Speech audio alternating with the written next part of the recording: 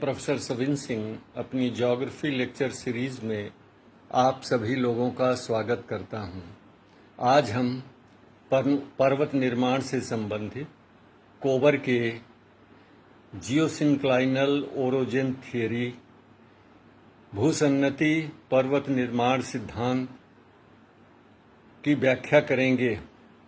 वैसे सिद्धांत बहुत विस्तृत है और इसके लिए आपको मेरी पुस्तकों में अध्ययन करना होगा, लेकिन हम यहाँ पर चूंकि 14 मिनट का हमें केवल वीडियो बनाना है, इसलिए उसके प्रमुख बातों को ही आपके सामने रखेंगे।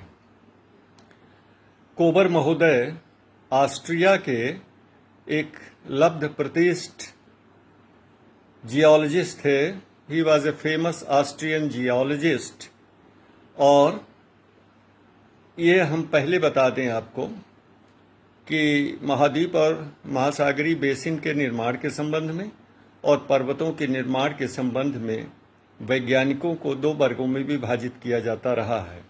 नंबर एक, प्रथम वर्ग के वे विद्वान जो पृथ्वी के शीतलन द्वारा उसमें होने वाले संकुचन यानी contraction of the earth on cooling में विश्वास करते थे और इन्हें संकुचनवादी कंट्रैक्शनिस्ट कहा जाता है। कंट्रैक्शनिस्ट या संकुचनवादी का मतलब विचारों में संकुचित होना नहीं, बल्कि शीतल होने के कारण, ठंडी होने के कारण पृथ्वी के भूपर्पटी में होने वाले कंट्रैक्शन या संकुचन। इसमें कोबर महोदय, जेफरीज महोदय, हॉल, डाना और हाग महोदय इत्यादि प्रमुख आते हैं। दूसरा वर्ग उन विद्वानों का है जो महाद्वीप और महासागरों के अस्थायित्व non permanency of continent and ocean basin में विश्वास करते हैं, अर्थात इनमें गतिशीलता होती रहती है। और इसके अंतर्गत महाद्वीपीय प्रवाह वर्ग के विद्वानों को सम्मिलित किया जाता है, जिनको हम कहते हैं ड्रिफ्टिस्ट ग्रुप। प्रवाह में विश्वास, महाद्वीपीय प्रवाह में विश्वास करने वाले विद्वान, जिसके अंतर्गत F B. Taylor, A G. Wegener, Arthur Holmes, Daly और तमाम आगे चल कर के प्लेट टेक्टोनिक थियरी के समर्थक इस वर्ग में आते हैं। तो इस संकुचनवादी विचारधारा के समर्थकों में कोबर महोदय आते हैं। और कोबर महोदय का मानना था कि सभी वलित पर्वतों का निर्माण एक खास जलीय क्षेत्रों से हुआ है। इन्होंने बताया कि प्रारंभ में पृथ्वी पर दो प्रमुख आकृतियां थीं। एक दृढ़ भूखंड, रिजिड मासेस, जिसको कोबर महोदय ने क्राइटोजेन कहा है, और दूसरा जल के गतिशील चलायमान क्षेत्र, मोबाइल जोन्स ऑफ वाटर, जिसको इन्होंने भूसन्नति नाम दिया है, जियोसिंक्लाइन। और इसी जियोसिंक्लाइन से पर्वतों का निर्माण होता है। अतः भूसन्नतियां पर्वत निर्माण की स्थल होती हैं, जिसके लिए इन्होंने नाम दिया ओरोजेन। तो इस तरह से दो प्रमुख आकृतियां थी, क्राइटोजेन रिजिड मासेस और ओरोजेन यानी भूसन्नतियां। पर्वत निर्माण के संदर्भ में सबसे जो विवाद का विषय रहा है वो रहा है पर्वत निर्माण के लिए सुलभ बल की उपलब्धता, availability of requisite force for mountain building. और विभिन्न विद्वानों ने विभिन्न प्रकार के बलों का उपयोग अपने सिद्धांतों में किया है। कोबर महोदय के सिद्धांत में वलन की क्रिया को प्रभावित करने वाला जो बल है, फोर्स है, वो पृथ्वी के शीतल होकर सिकुड़ने से उत्पन्न बल है। Kober employed the force of contraction due to cooling of the earth. और इस तरह से पृथ्वी के ठंडा होने से उसमें जो सिकुड़न उत्पन्न होती है, उससे क्षैतिज कंप्रेसिव फोर्स का जनन होता है। horizontal compressive forces are generated because of contraction of the earth due to cooling. और इस क्षतिज कंट्रैक्शन फोर्स यानी संकुचन के द्वारा उत्पन्न क्षतिज बल से पर्वतों का निर्माण होता है। अब आइए देखते हैं कैसे। तो कोबर महोदय ने बताया कि पर्वत निर्माण की 3 अवस्थाएं होती हैं। पहली होती है लिथोजेनेसिस की अवस्था, दूसरी होती है ओरोजेनेसिस की अवस्था, पर्वत निर्माण की अवस्था, और तीसरी होती है लिप्टो या ग्लिप्टोजेनेसिस की स्टेज ऑफ ग्लिप्टोजेनेसिस यानी पर्वत के विकास की अवस्था। तो प्रथम अवस्था जो लिथोजेनेसिस होती है, इसमें दृढ़ भूखंड होते हैं, रिजिड मॉसेस जिसको इन्होंने क्राइटोजन कहा, और उनके बीच में जल के चलीय क्षेत्र होते हैं, mobile zones of water in between kratogen जिसको इन्होंने ओरोजन कहा। क्राइटोजन के लगातार अपक्षय और अपर्दन कंटिन्यूअस वेदरिंग एंड इरोजन के कारण अवसाद का जनन होता है। Sediments are originated because of continuous weathering and erosion और you can say denudation, and these sediments were deposited in the orogen. Orogen means geosyncline. और इस तरह से क्राइटोजन के अपर्दन से उत्पन्न अवसादों का लगातार भूसन्नतियों में निक्षेपण होता गया। एक बात और जान ले कि कोबर महोदय ने भूसन्नति को जल के लंबे और चौड़े जलीय क्षेत्र माना है। According to Kober, geosynclines were long and wide mobile zones of water. लेकिन इसमें जो है पहली प्रक्रिया क्या होती है कि भूसन्नति का निर्माण होता है पृथ्वी के कंट्रैक्शन के कारण, फिर उसमें क्राइटोजन के अपर्दन द्वारा उत्पन्न अवसादों का निक्षेपण होता है, और जिस कारण अत्यधिक भार होने के कारण भूसन्नति की तली में धंसाव होता जाता है। तो लिथोजेनेसिस की पहली अवस्था में 2 प्रक्रियाएं काम करती हैं, सेडिमेंटेशन और दूसरा सबसीडेंस।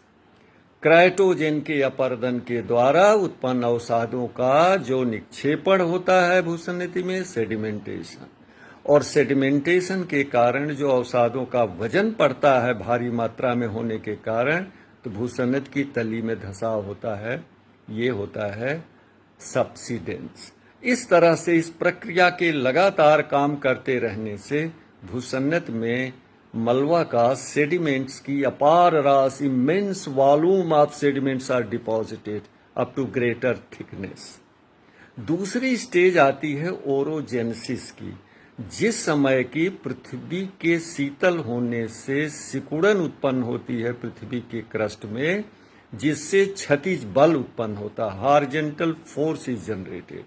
और इस हॉरिजॉन्टल फोर्स का चूंकि क्राइटोजन को इन्होंने फोरलैंड नाम भी दिया है, इसलिए कोबर का सिद्धांत फोरलैंड थियरी के नाम से भी जाना जाता है। तो ये जो फोरलैंड होते हैं या क्राइटोजन होते हैं, वो आमने सामने खिसकने लगते हैं। क्यों खिसकते हैं? Compressive force generated by contraction of the earth due to cooling. और नतीजा क्या होता है कि भूसन्नति में जो मलबा होता है, सेडिमेंट्स होते हैं, वो कंप्रेस हो जाते हैं और वो वलित हो जाते हैं, जिस तरह पर्वत श्रेणियों का निर्माण होता है। So the mountain ranges are formed due to compression of sediments in the geosyncline due to face-to-face movement of both the forelands together। और इस तरह से भूसन्नति का मलबा कितना वलित होगा वो इस बात पर निर्भर करता है कि जो फोरलैंड हैं या क्राइटोजन हैं, उनके आमने सामने खिसकने से उत्पन्न कंप्रेसिव फोर्स कितना प्रबल है। If the forces are very acute, very strong forces, then whole of the sediments are buckled and folded. यदि ये कंप्रेसिव फोर्स या संपीडनात्मक बल बहुत अधिक होता है तो भूसन्नति का सारा मलबा वलित हो जाता है और कोई भी भाग अवशिष्ट नहीं रहता है। लेकिन यदि फोर्सेस उतनी प्रबल नहीं होती हैं तो केवल किनारे वाले भाग वलित होते हैं, तो किनारे मार्जिनल रेंजेस उत्पन्न होती है, जिसको कोबर महोदय ने रैंड केटेन नाम दिया है। और इस तरह से सीमांत श्रेणियों के बीच का भाग वलन से अप्रभावित रह जाता है, जिसको इन्होंने ज़ायसनबर्ग या स्वासिनबर्ग ऑस्ट्रियन भाषा में नाम दिया है, जिसको हम इंग्लिश में मीडियन मास या मध्य पिंड कहते हैं। ये मध्य पिंड होता है। और कोबर महोदय के सिद्धांत का यही सबसे बड़ा जो आकर्षण है, सबसे बड़ा पॉजिटिव बिंदु है कि इनकी मीडियन मास के द्वारा वर्तमान पर्वत श्रेणियों के स्थितियों का पूर्णतया इनकी व्याख्या की जा सकती है। जैसे यूरोप में अल्पाइन चेन का और उत्तरी पश्चिमी अफ्रीका में एटलस पर्वत का निर्माण उत्तर से यूरोपियन लैंड मास और दक्षिण से अफ्रीकन लैंड मास के आमने सामने खिसकने से टेथीस के भूसन्नति के वलित होने से इन पर्वतों का निर्माण हुआ, और जो रूम सागर है वह अवशिष्ट मीडियन मास के रूप में है। इसी तरह से हिमालय और कुनलुन के बीच में जो अवशिष्ट भाग रह गया वह तिब्बत का पठार मीडियन मास है। इसी तरह से ईरान में जाग्रोस और अलबुर्ज पर्वतों के बीच में जो ईरानियन पठार है वो मीडियन मास का उदाहरण है। इसी तरह से पॉन्टिक और टारस पर्वतों के बीच में अनाटोलिया का पठार एक मीडियन मास का उदाहरण है। तो इस तरह से लेकिन कोबर के दोनों फोर लाइन आमने सामने खिसकते थे, दोनों में खिसका होता गया, जिससे इन पर्वतों का निर्माण हुआ।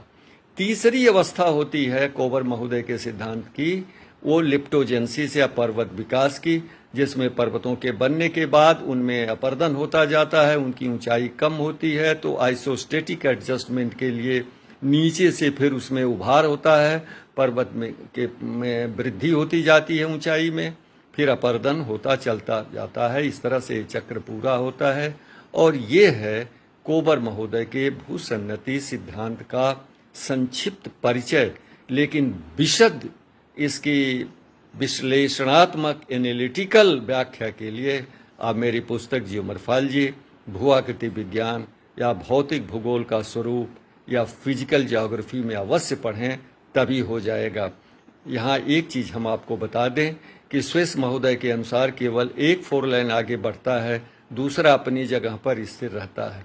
लेकिन कोबर के अनुसार दोनों फोर लाइन आमने सामने खिसकते हैं। स्विस महोदय का सिद्धांत ये मान्य नहीं है, क्योंकि प्लेट टेक्टोनिक थियरी के आधार पर यह प्रमाणित हो गया है कि दो जो भाग होते हैं वो आमने सामने सरकते हैं, कन्वर्जेंस होता है, जिस कारण पर्वतों का निर्माण होता है।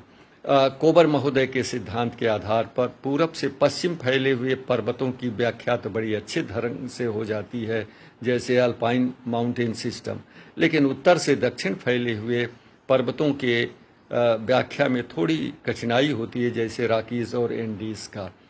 आप जो है पुनः पुस्तक से पढ़ करके मेरे इस व्याख्यान को सुन करके मिलान करके एक संक्षिप्त नोट बना लीजिए, जो आपको आने वाली परीक्षाओं में काम देगा।